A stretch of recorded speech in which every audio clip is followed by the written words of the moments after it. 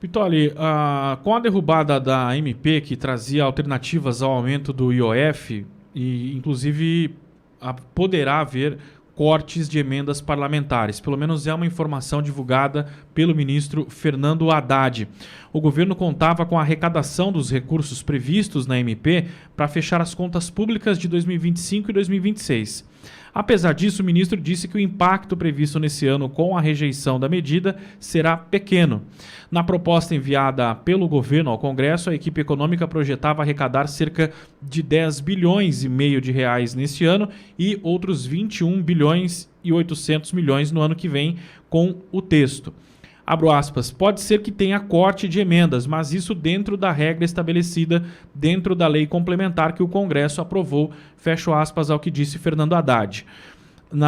Ontem, na verdade, o líder do governo no Congresso, Randolfo Rodrigues, já havia sinalizado a possibilidade de cortar emendas se o Congresso não aprovasse a MP.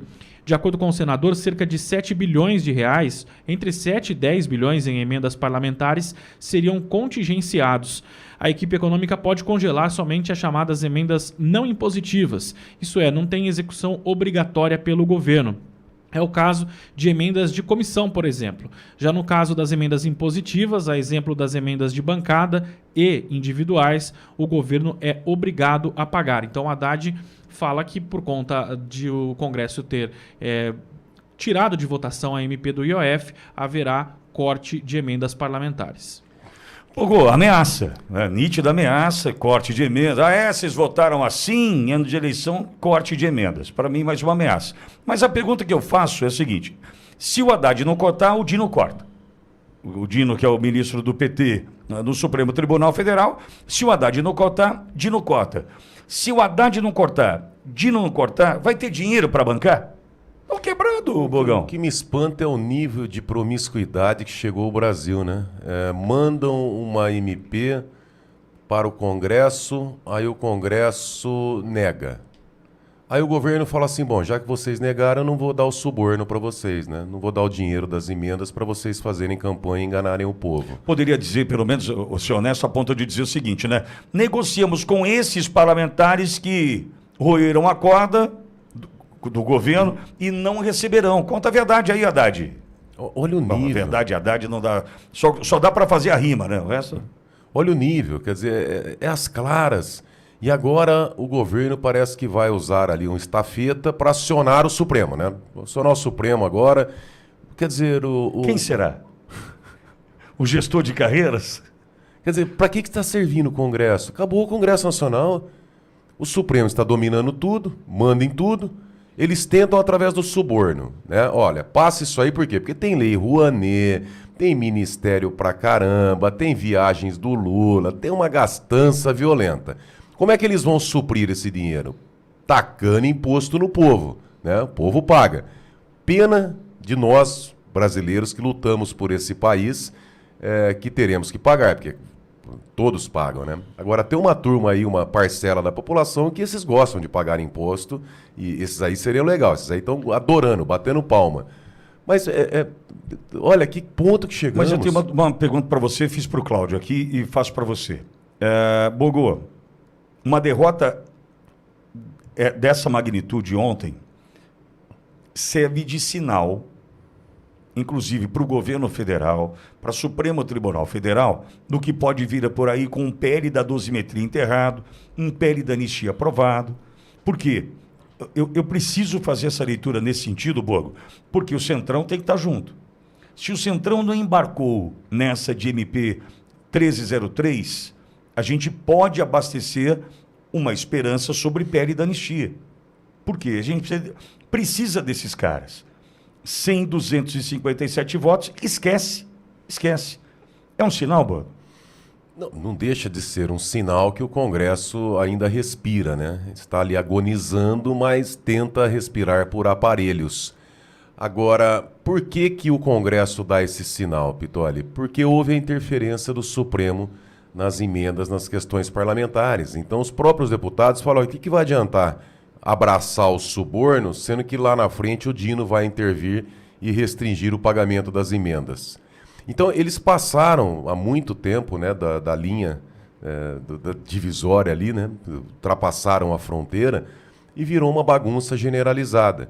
Então, os corruptos não acreditam mais, né? O Centrão ali, os corruptos do Centrão, eles não acreditam mais no suborno das emendas, porque sabem que podem aprovar, mas depois o Dino vai lá e veta. O governo já não está muito preocupado com o Congresso se vai aprovar ou não, porque eles acionam o Supremo, né? E aí vai ter um ministro ali de plantão para dar uma inconstitucionalidade, para derrubar. E até a questão da anistia, né? Já está mais do que provado que não tem nada de inconstitucional na anistia dada na graça pelo presidente, ou numa anistia ampla, geral e restrita pelo Congresso, mas dependendo do momento que tiver, o Supremo vai lá e derruba a anistia. Quer dizer, nós chegamos num nível tão absurdo. Eu vi ontem, parece que o Alexandre de Moraes, que vai ser o juiz relator do caso do Tagliaferro, eu não sei, pode fechar, acabou tudo, não tem mais. A esperança que nós temos... Nenhuma novidade, né, Bruno? Olha, Porque o seguinte, André Mendonça não manda prender bandido do INSS, o Nunes Marques não existe, é outro... Enfim, acho que... André Mendonça, que coisa, hein? Puxa, meu... Bom, o Tagliaferro foi o que denunciou os crimes praticados pelo violador de direitos humanos. Ao invés dos crimes serem investigados, é o mensageiro que está sendo investigado. E aí quem vai julgar o mensageiro é o acusado de cometer crimes. Poxa, então por que eu estou dizendo tudo isso aí, Pitoli? Não é que eu estou jogando a toalha, não é que eu sou pessimista, não é isso, eu sou realista.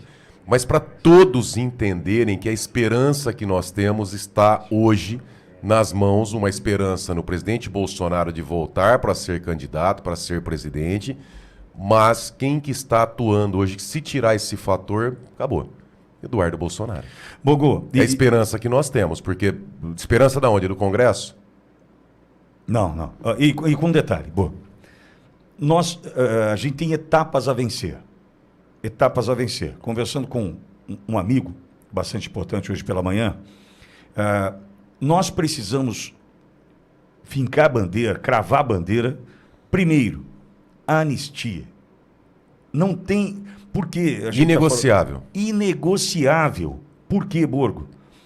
Essa esquerda, movimentando o centrão, os oportunistas, os abutres, a direita trans, insiste em falar no quê? Eleição 2026. Por quê? Tira o foco, né? Tira o foco. E outra, Bolsonaro já era, Bolsonaro acabou, para que pensar em Bolsonaro? Quem vai ser? Como é que a gente vai discutir? É o Ratinho? É o Tarcísio? Veja, não existe a menor possibilidade de discutirmos eleição sem passar pela anistia. Só que eles estão tentando, é óbvio. Né? Pitoli, sabe por que eu acredito? Um dos motivos, ou pelo menos um indício que eu acredito na eleição do presidente Bolsonaro, na candidatura do presidente. Vamos lá, o ministro Barroso está saindo do Supremo, está indo para retiro. O que será que aconteceu de tão grave ao ponto do ministro Barroso querer sair do Supremo? Se existe uma força contrária ao que está acontecendo de mal no Brasil, essa mesma força pode fazer com que o presidente Bolsonaro seja candidato. Então eu acredito, tem esperança.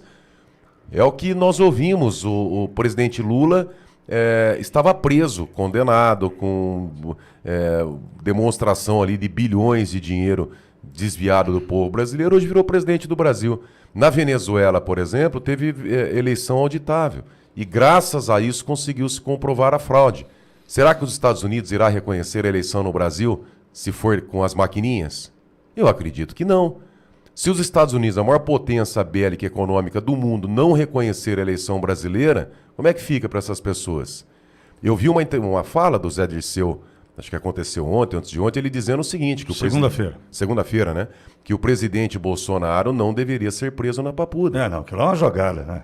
Mas por que isso aí? Porque o Zé Dirceu, ele está se solidarizando com o presidente Bolsonaro? Não, não é isso. É que hoje eles têm o controle da situação na mão. O regime tem o controle da ditadura na mão. Se o presidente Bolsonaro vai para a Papuda e morre, porque a intenção dessas pessoas é matarem o presidente, O Zé Dirceu já é um cara articulador. Ele fala, pera um pouquinho, se acontece isso com o presidente, o que acontece com o Brasil? Se eles têm o controle nas mãos, por que eles vão arriscar o povo levantar e fazer um protocolo Nepal aqui nesse país? Eles não querem perder o controle.